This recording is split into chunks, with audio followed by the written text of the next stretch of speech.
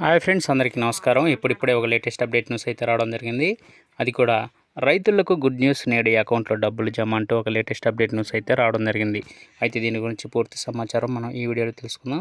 Video ఎక్కడ skip చేయకుండా చూసినట్లయితే అప్పుడే మనకు పూర్తి సమాచారం తెలుస్తుంది.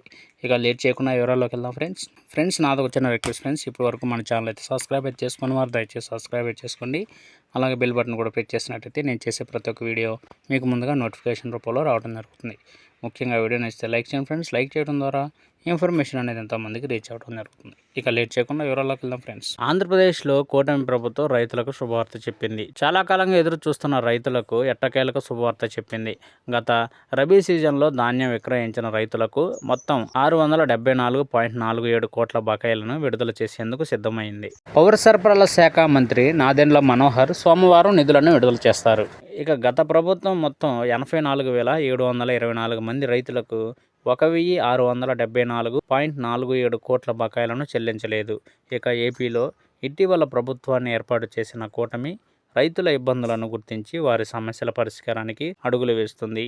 అంతేకాకుండా గత నెలలో 47,350 మందికి 1,000 కోట్లు విడుదల చేసింది. ఇక తాజాగా మిగిలిన వారికి కూడా గత రబీ సీజన్ బకాయిలను చెల్లించనుంది.